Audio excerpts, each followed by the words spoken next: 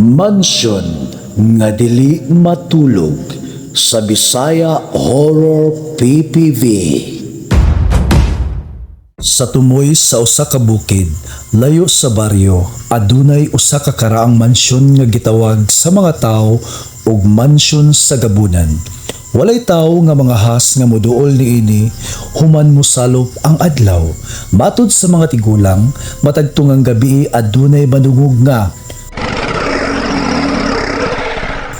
ug usahay makita ang usa ka dakong itom nga hayop nga naglibot-libot sa mansyon apan walay nakahibalo kung unsa gyud kini. Usa ka adlaw ni abot si Juliana aron mangita og trabaho isip katabang. Sa iyang pag-abot, nakita niya ang usa ka lalaki nga nagtindog sa bintana sa ikaduhang andana. Mituto kaniya si Don Luis. Kagwapo ba niya? Siya baka ang akong amo. Siya baka si Don Luis. Humani ini giablihan ang gate ni Noy Felix aron makasulod ang dalaga. Ikaw ba si Juliana? Diretso sa sala daik. Tuadid doon mo nagpaabot si Don Luis. Daghan kayong salamat, Noy. Kadako sa mansyon. Marag, karon pa ko nakakita og ani kadako mo. Ay, nanglibad akong balahibo. Hawara siguro niyo huna-huna. Marag mauna niya ang pultahan. Abli ang pultahan, palihog og sulod. Ikaw ba si Juliana? O, Don Luis, ako si Juliana. Kung madungog nimo ang akong tingog pagkahuman sa alas 12 sa gabi, ayaw pag-ablihan imong kwarto. Ha? Kay basin dili ako ang nanawag nimo. Timan ina. Ha? Oh, okay, Don Luis. Ako nang timanaan. Sa iyang unang gabi nakamata si Juliana tungod sa kakusog nga saba sa gawas. Niduol siya sa bintana sa ubos sa tanaman, adunay dakong itom nga mananap nga nagtanaw diretso kaniya. Pula ang mata ug wala kini molihok, apan kalit naglakaw padulong sa iyang nahimutangan. Oh, Diyos ko, padung siya diri sa bintana. Nisibog si Juliana, apan sa dihang mibalik siya og tan-aw, wala na ang hayop. Og sa paglingi sa iyang luyo, si Don Luis ang iyang nakita.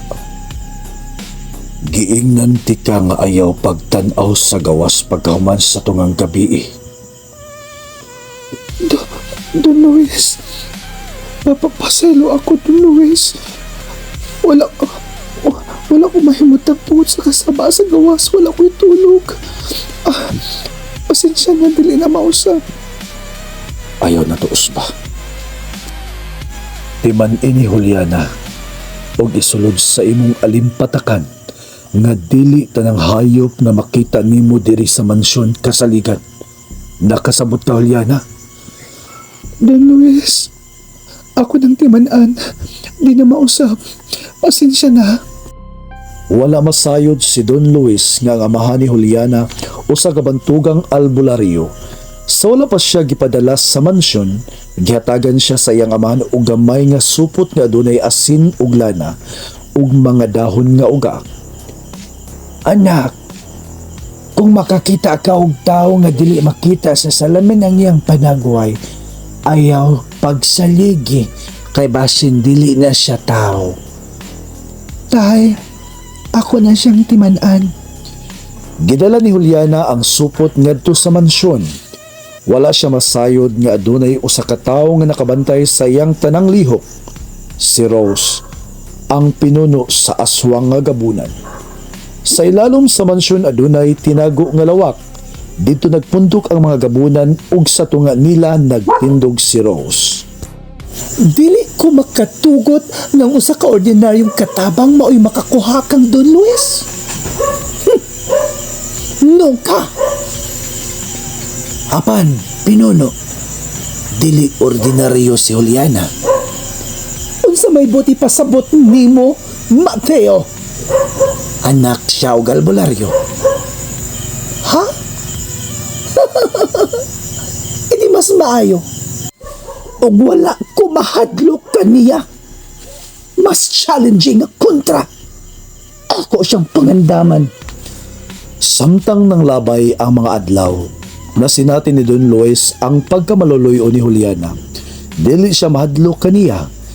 Bisan og usahay makakita siya sa mga mata ni Don Luis nga murag adunay kitago nga kangitngit. Ug sa kagabi ni ana, nasamdan si Don Luis. Nakitaan siya ni Juliana sa tanaman. Don Luis! Nakadugo si Luis! Don Luis! Ayaw pagdul ka na ako! Ayaw dul! Ang ano man! Taga na kayong dugo ang nigawa sa imong samad! Dili ko gusto makakita ni mo. Di ko gusto nga ako kang mapasakitan. Gikuptan ni Juliana ang iyang kamot. Bisan usa pa ka, dili ko mo nga daotan ka. Bisan unsa pa ka. Nagtanaw si Don Luis kaniya sa unang higayon. Nakahilak siya. Juliana. Pasensya ako. Pasensya na ka. Sangit. Dili ko daotan tungod kay gusto na ako. Daotan ko tungod kay mao ang akong pagkatao. Daluisak mo na, hilom na, atong tambalan ang samad sa imong kilid. Ayaw na. Ihatod ko sa akong kwarto. Karon dayon. O, Don Luis. Gihatod ni Juliana si Don Luis sa iyang kwarto. Iya kining giatiman, iyang gihukasan o giilisan, iyahang gihunaran ang samad sa kilid nga daghang niagas nga dugo. Iya kining gisampungan og panapton kay aron dili magpadayon ang pagdugo sa iyang samad. Og paghuman niya sampung sa samad, migawas si Juliana aron pagkuha sa first aid kit. Apan sa pagbalik niya, natingalan na lang siya kay ang samad na ayo na. Ha? Unsay nahitabo? Ngano ka? Kinsa og unsa ka si Don Luis? Sa laing bahin, ang mga gabunan sa basement sa mansyon nagkagubot.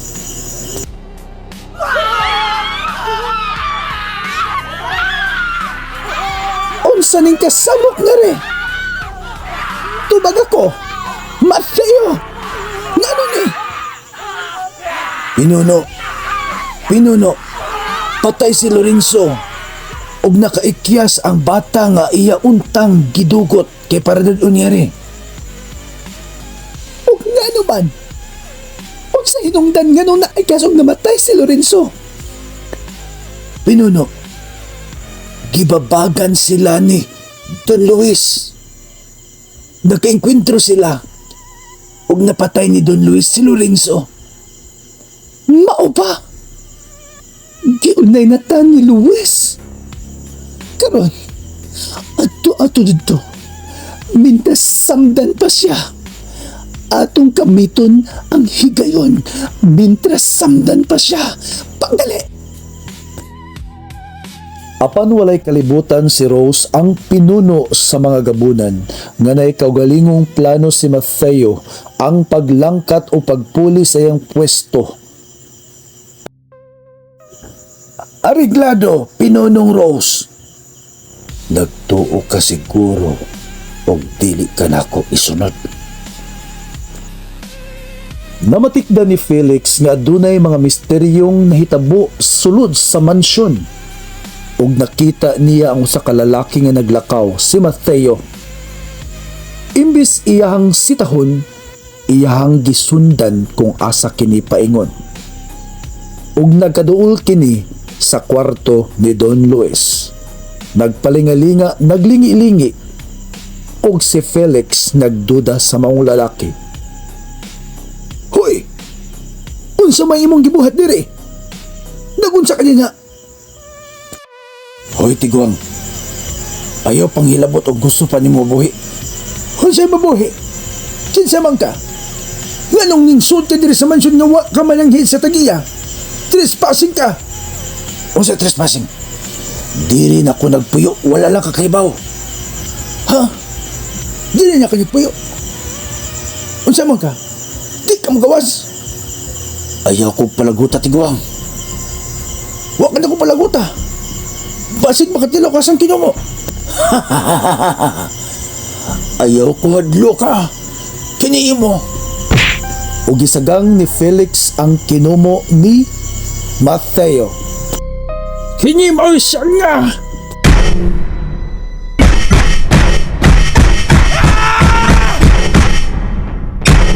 Agay! Pisti kang Tigwang ka. Abi ni mo buhayon pati ka. Ha?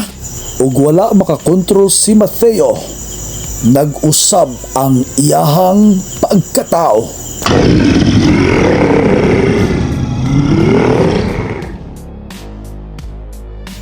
Usaday ka kaaswang.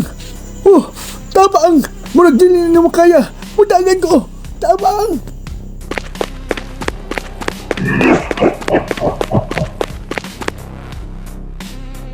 Misutuyog dagan si Felix ug iyang nahinagbuan si Juliana.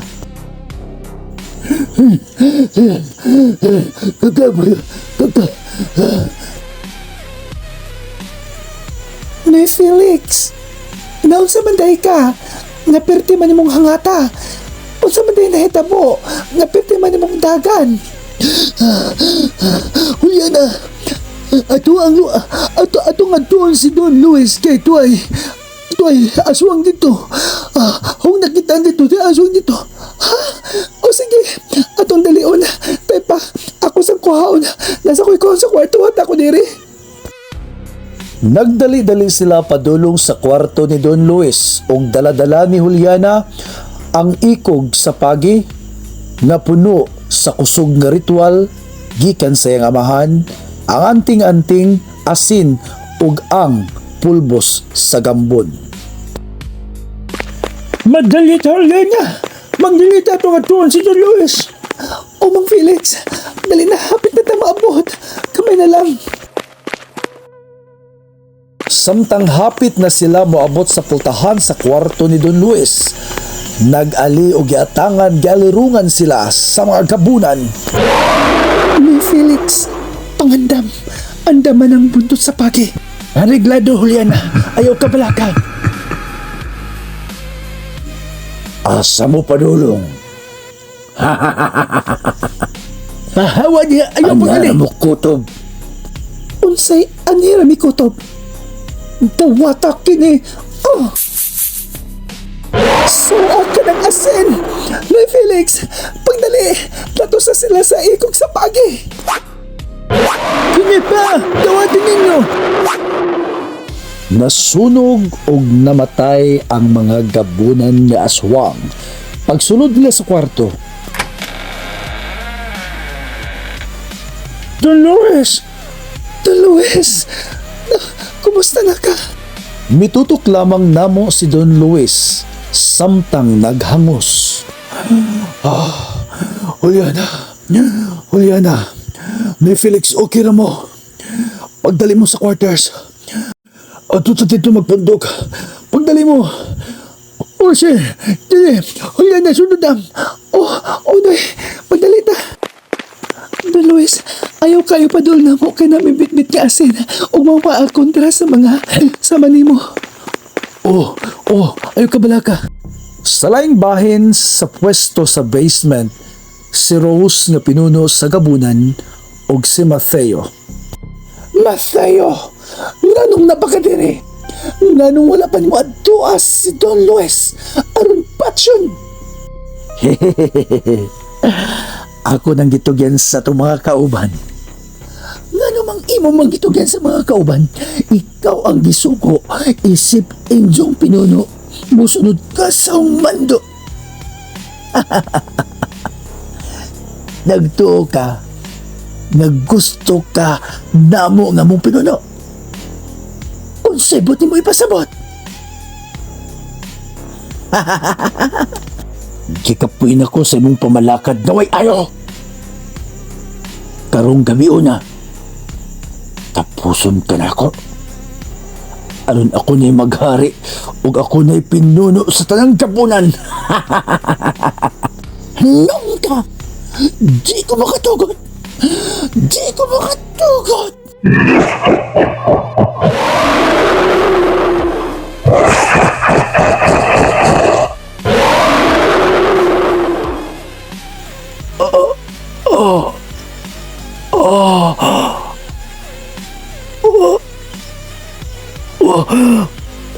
Gid na ako atong anagahong gusto. Nagtuo ka ang anak mo kasayon, Patyon. Ha? Mateo? Nasayop ka. Di ka magmalampuson.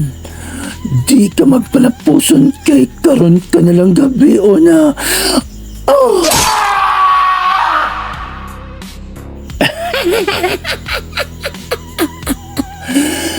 Ako ang magmalampuson karon akong isunod si Don Luis. Ako mong gipapuyo sa mansyon. Ako mong gitarong og tratar. Pero unsa inyong gibuhat?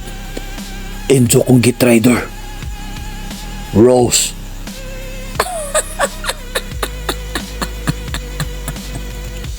Wa kay mahimo. Ako kanang giingnan nga ako'y makaangkon ani nga mansyon. Dili ikaw. Dili ka magbalampuson, Rose. Dili ka magbalampuson. Nagpangbuno ang duruha. Naigo sa kilid si Rose ug naduslakan ang tiyan ni Don Luis.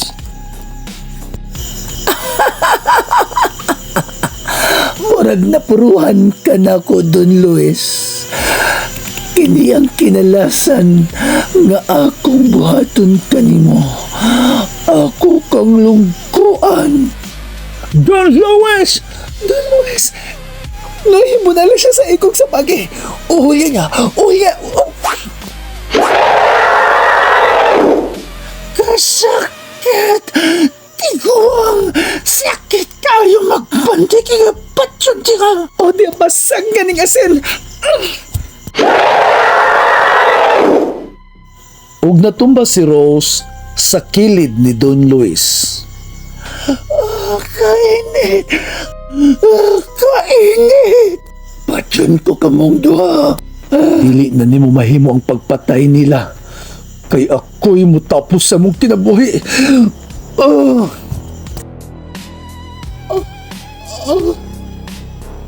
Don Luis. Imuhaning sa Rose.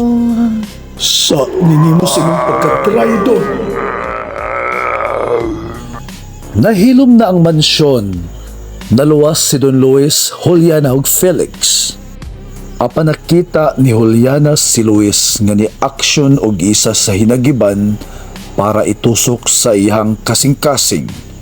Misyagit si Juliana ug iyang gipugngan ang kamot ni Don Luis. Don Luis, human naluwas tayo mo ng buhaton sa imong kaugalingon. Unsay imong ikong rason. Juliana, kung mabuhi ko mahimong peligroso gihapon ang imong kinabuhi, Dili ko mangayo nga mahimong tao ka. Ang akong gusto, ikaw. Unungan ta ka.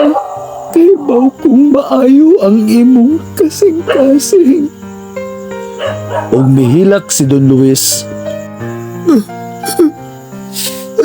Juliana, salamat. Wala ko magdahom. Nga bisan pa man hibawaan nimo ang tinuod na kong pagkatao. Huwag yapong kamausap. Salamat.